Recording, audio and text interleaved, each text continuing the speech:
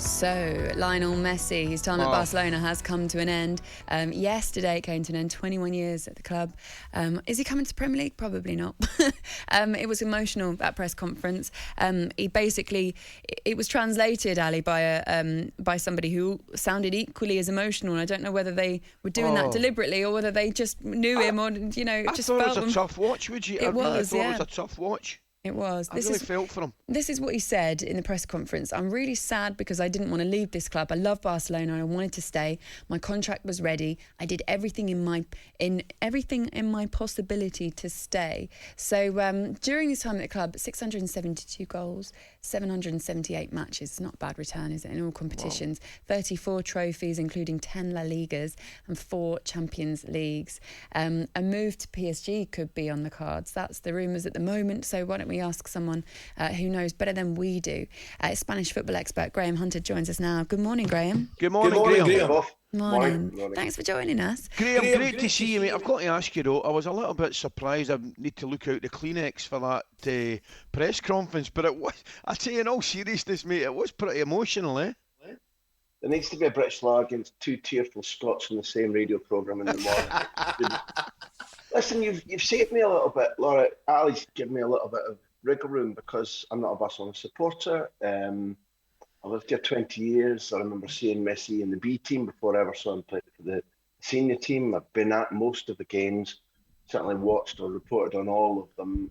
And it was extraordinary, the impact I had, not just on me, but I think on every journalist present, because it doesn't simply feel like the end of an era. And there was the feeling of those were the days of our lives. You look at this man, now a grown man, captain of the club, maybe the greatest player ever, certainly the best player in the history of Barcelona, distraught, absolutely distraught. And what moved me and what made me think it was a hard watch, Charlie, was that he's been badly treated. The president, who he refused to dig out in the press conference, given a couple of chances, has been dealing off the bottom of the pack. I think Messi has been badly treated. It is not the number one headline at the moment because both of you correctly want to know where he's going to go next. Where are we going to? We're going to be equally thrilled. If you're not a Barcelona fan, you're going to be equally thrilled watching him, I think, in Paris Saint-Germain colours, particularly if the front line is Messi, Neymar and Mbappe. He's played in some front lines before. Maybe this would equal it. Who knows? But the way in which he left, the way in which he was distraught at having to take this shot, complete shock. And anybody who's ever lost something that they really cared about could empathise with that man yesterday, irrespective of his wealth and all that. Ali, if a move to PSG was on the cards, is that a good one for him? Well, is it a good one for him? How could you possibly say that going to PSG is not a good move? Of course, it's one of the biggest clubs in Europe and world football, but at the same time, selfishly, and I'll bet you're the same, I would just love to see him, playing in the top flight down south. I don't think it's going to happen. Graham will obviously be far better qualified than you and I to comment on it, but it looks as though, if you're to believe everything that you read, that PSG are certainly at the head of the queue.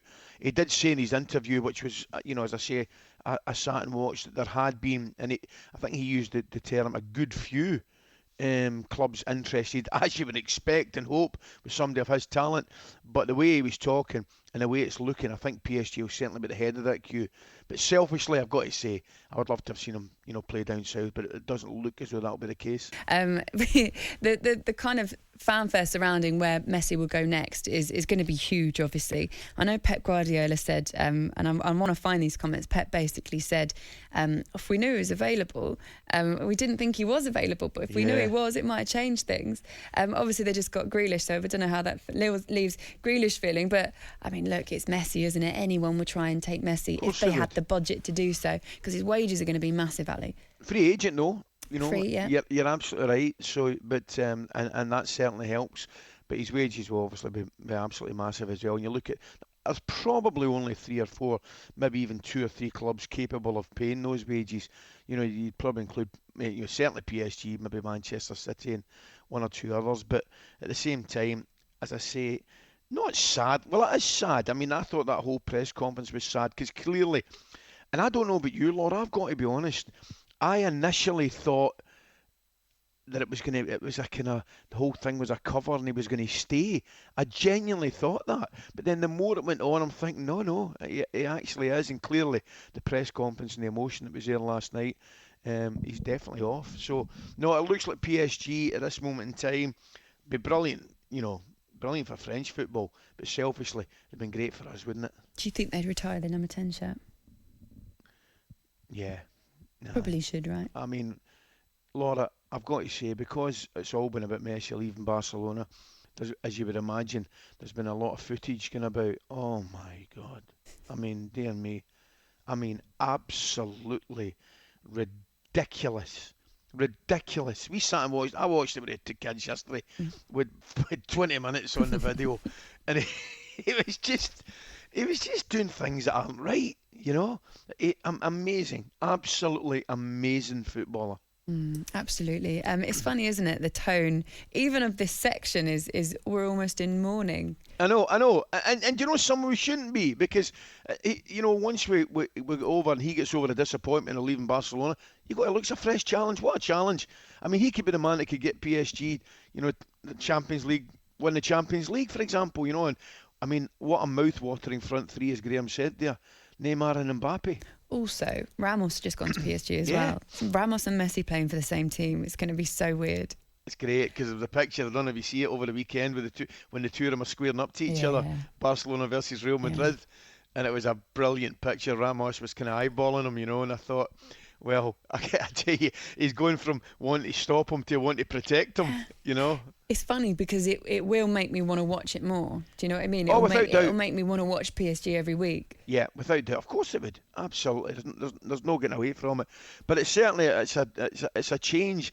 I don't know what you think, Laura. Even looking at the bigger picture, it's a tough time for Barcelona. I mean, you could argue it's going to take them maybe, and that was a question I was going to put to Graham. Could it take Barcelona a good few years to go over this whole changing of the guard, if you like? You know what I mean? I thought what Graham said about the way that Messi's been treated will be a real sticking point for their fans, because allowing Messi to leave when he doesn't want to leave is one problem, but treating him badly in that process isn't going to win them much favour with those fans that were already going to be quite frustrated, I think. So, yeah, it could be bad what happens there. We know that they've had a few money problems. We know that this is kind of rolling into it as well. But, yeah, it'll be an interesting time for Barcelona next season. And you're right, for the next few seasons, because what do they do? Right, Alan McCoist, thank you very much. Graham Hunter as well. Just a little cameo appearance for a quick couple of answers, and then we had to leave. We'll try and get him on again soon, because I'd really like to hear his thoughts on that whole situation. Great. And like we say, how the fans are going to react to this. You are listening to talkSPORT. Lots more still to come. talkSPORT Breakfast with Laura Woods. Monday to Wednesday mornings 6 till 10. On AM, on DAB, via the talkSPORT app and on your smart speaker. talkSPORT.